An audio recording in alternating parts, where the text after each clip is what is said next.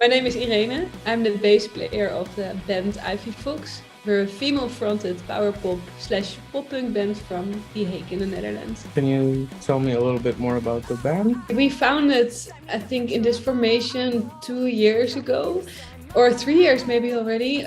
Just when COVID started was actually when we were ready to perform. Like, okay, let's do a show, and then COVID hit the world and there were no shows. So we decided to make our first EP, which was nice, which was actually good because then we had the time for it. And a year later we had our first 4 songs online and a video clip.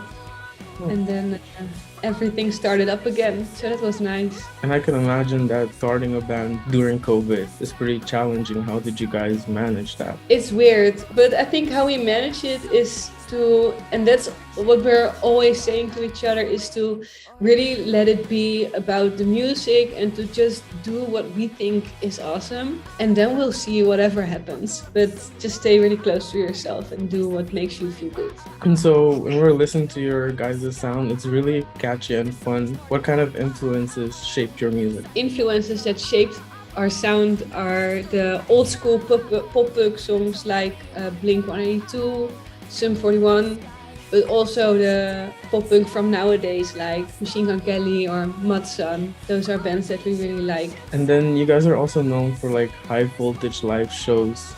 We checked out a couple of videos and you guys were very explosive on stage. How do you achieve or maintain that?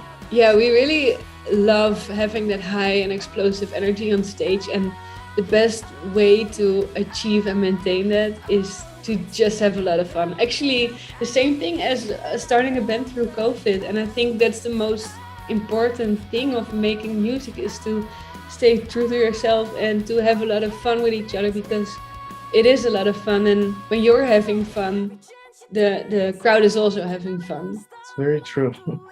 And then what are some local artists and bands that you guys really look up to? I was thinking about the question, what local artists and bands we look up to, but I don't think I can really name it like that. It's more me personally. I don't really mind where a band comes from, but I do really like festivals or venues that feel really local. So a local festival here is Sneester, and they always have, they're like, it doesn't matter how big a band is, as long as the quality is really good, and it can feel a little bit more underground. And I really like smaller venues because then you feel more close to the artist, and it's more intimate and it's more intense, and I really like that. A couple of weeks ago I saw catchy in Rotterdam, which is a really small venue, and I was like, whoa, why is he playing in such a small venue? Because in the UK it's like really big venues, but and it was so cool because then it's more intense, so I really like that. You just get much more like of an intimate vibe with the and that's so cool. And so what are some of your 3 favorite venues in the Netherlands or Rotterdam? In Rotterdam, I really like Roadtown, as I mentioned. We also played there with the band ourselves, and they take really good care of you there, and they have really nice food. So really go there because they have a restaurant as well. I really like that place. I also really like, to name a bigger venue, 013 in Tilburg. They always have really nice programming, and I just really like how the venue and the sound is over there. And in The Hague, where we come from, we have the Grey Space in the middle, and it's also really small, but it's a basement, so you really have that underground rock and roll grungy vibe, and I really like that.